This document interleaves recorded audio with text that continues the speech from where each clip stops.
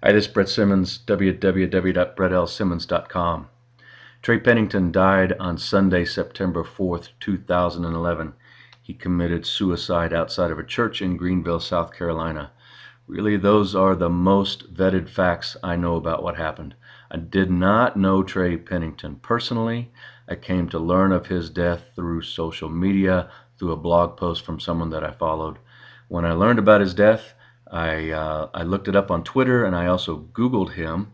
He was a well-known figure in social media because he was a social media consultant. I found, when I Googled him, his personal Facebook page. I went to his personal Facebook page. There were over 5,000 followers, and I saw that already that day there was a lot of conversation, people coming in and posting comments on his personal Facebook page about his death.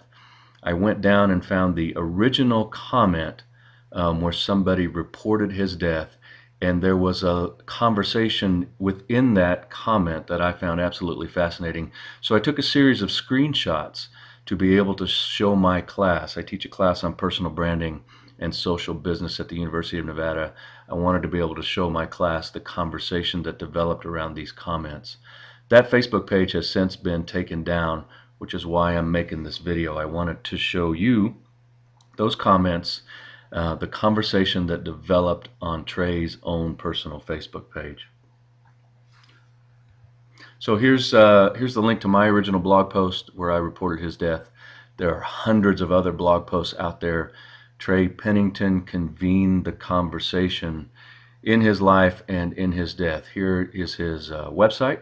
You can see that he was a social media consultant. He appears to have been very popular. Again, I didn't know him.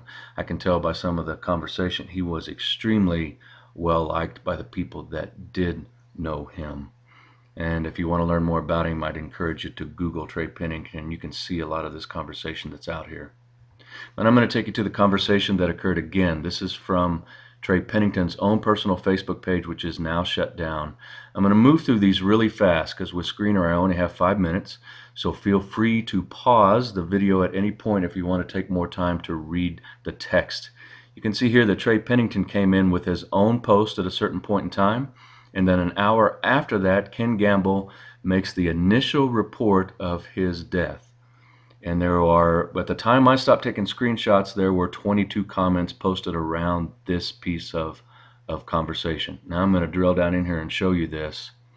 Here again is Ken Gamble's initial post. People are already beginning to talk about it, and he does come in and make a correction off of his initial reporting. He initially reported that he committed suicide on the steps, and then he says he committed it under an oak tree in front of the building.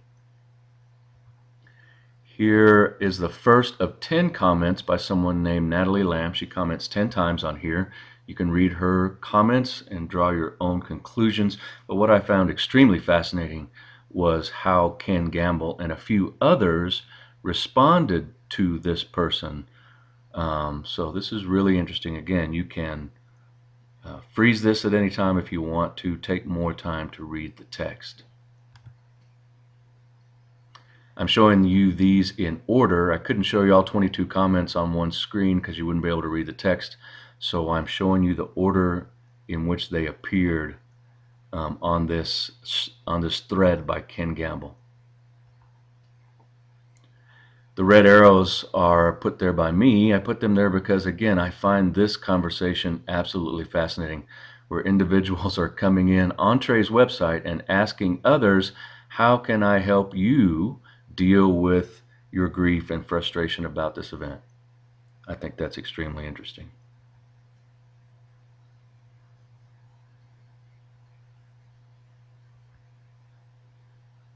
This is a long piece of text. Again, you're going to have to pause it if you want to read through all of it. This is the conversation that's following, again in order. Again, more long text that you're going to have to pause if you want to take the time to read.